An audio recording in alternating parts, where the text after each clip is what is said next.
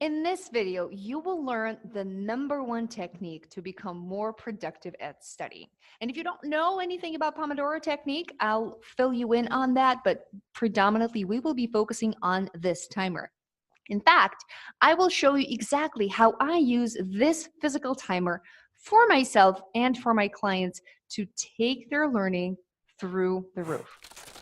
I'm Kat Severson. I'm the inventor of the Severson method, the scientifically proven way to learn anything fast. Let's talk about timers. Timers.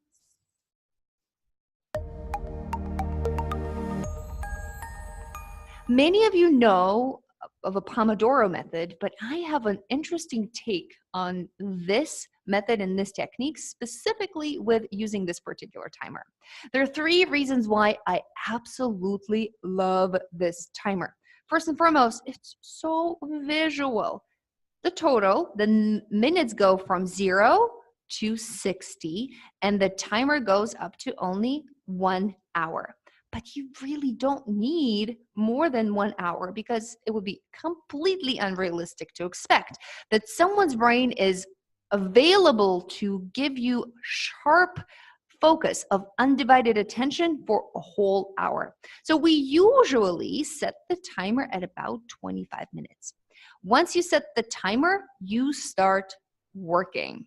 And what I love about my tweak or my take on the Pomodoro method, you don't just start to take randomized action. You don't just start to clean your inbox and answer your messages on Facebook and also look at your homework and also start thinking about the thesis for your essay and also solve this problem on circles. What I like to do is planning, and you guys know that. When you plan your work, then you also assign Pomodoros to your work. Let's say you said 12 math problems. In a circle, you put 25 minutes or 1 Pomodoro. Guess what? When you set that Pomodoro, you are going to be focused on just one thing. This is called single tasking. Single tasking is a very unique skill. And I'm a big believer that in the future, this is going to become one of the most important commodities of human beings. In the current world of distraction, it's so easy to just constantly switch from one thing to another, from one video to another. And it isn't a bad thing. It's a superior skill. But what I think is also going to be valued is this ability to stay on one task for a long time. And even though you are hitting some bumps in the road, maybe you're reading and you're not understanding and you're getting confused, you're losing reading comprehension, you're still staying with the author, you're still staying with the book, you're still staying with the task. So what I love about this one, they're not a sponsor, but I think they should be because I buy them for all of my students. I love this timer because it's tangible. I personally think that there's something magical about a clock that is standing on your desk. Another thing, it's very visual. You can always see how much time you have left. So for example, you have 45 minutes for a grammar section on the ACT. And if you're taking a practice section, at any given point in time, instead of looking at the clock and thinking, you can always figure out how much time is left. You can always visually see, oh, I have a little bit left, or I have time. And you can always kind of see time ticking away. I love this aspect of this.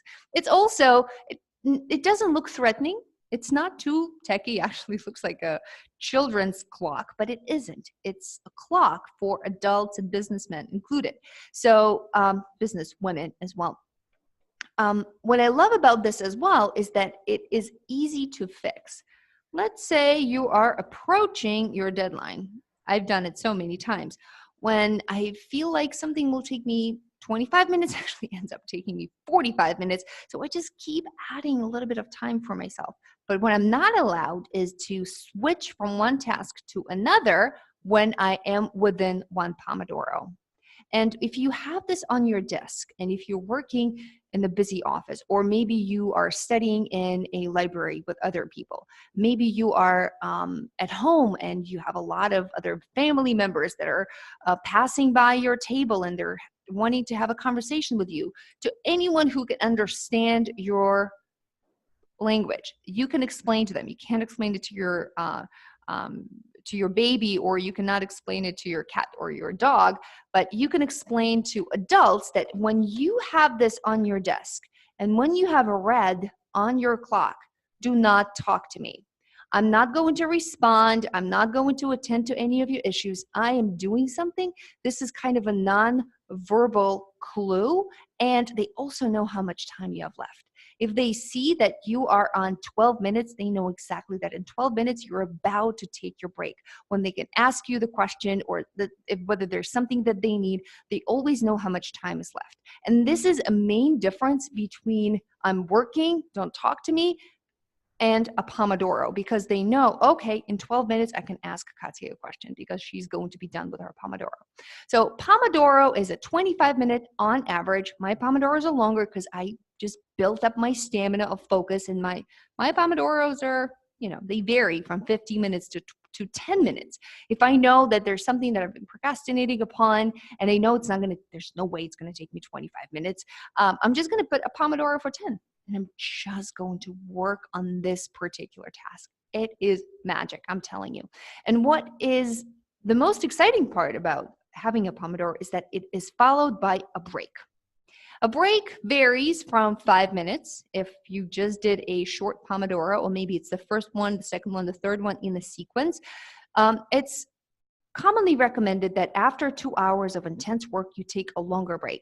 So usually I would choose to get up from my seat and walk around, or maybe take a nap, or go meditate, or go stretch, maybe go have lunch. This is the longer break. It's about half hour, maybe an hour, maybe I'm done for the day. That has happened as well. But a 5-minute break is something to just reset your brain. And I also use this time to kind of reflect on everything that I've done. If I'm learning, I'm reflecting on, so far I've learned 5 rules. I have 2 more to go. How long would it take me? What are the 5 rules? I'm kind of reflecting back. And I'm also thinking, well, how can I be more efficient? Am I studying efficiently? Am I using the right resources? Would it be better if I switch from one material to another? I'm always trying to assess, but I'm not doing it within the Pomodoro. Within the break, I could think about, well, maybe I can just kind of course correct and do that instead. But once I've decided and I started Pomodoro, it's on. I am working. I'm not thinking about my phone. I'm not even, quite frankly, I'm not even drinking water. I'm not getting up. But if you need some of these things, make sure you have them available at your arm's reach. Make sure that your note cards, I use a ton of flashcards. Get your flashcards, that your pencils, all of your stuff is available, and it's at an arm's reach. So let me know what you think about this timer, if you've used it before. And to one lucky viewer, I will be sending this timer. If you live in the US, I will be sending it to you. If you live abroad, unfortunately, I can't really promise that because unless you're a Canadian and the shipping is not going to be $400, unfortunately, I can't promise you that. But if you live in the States, and if you leave a comment below this video, and if you're one of the first ones to let me know what exam you are preparing for, how you're using Pomodoro, and what is the use that you're going to make of this, we will send it to you for free. And don't forget, those that comment get picked on a monthly basis. One person per month gets a free session with me, free of charge, to help you work through your exams and your test prep. So I want you to take this close to heart and give it a shot. Don't overcomplicate things. It's very simple. It's a timer. Time yourself and give it your all, and give it one task. I'll see you guys in the next video.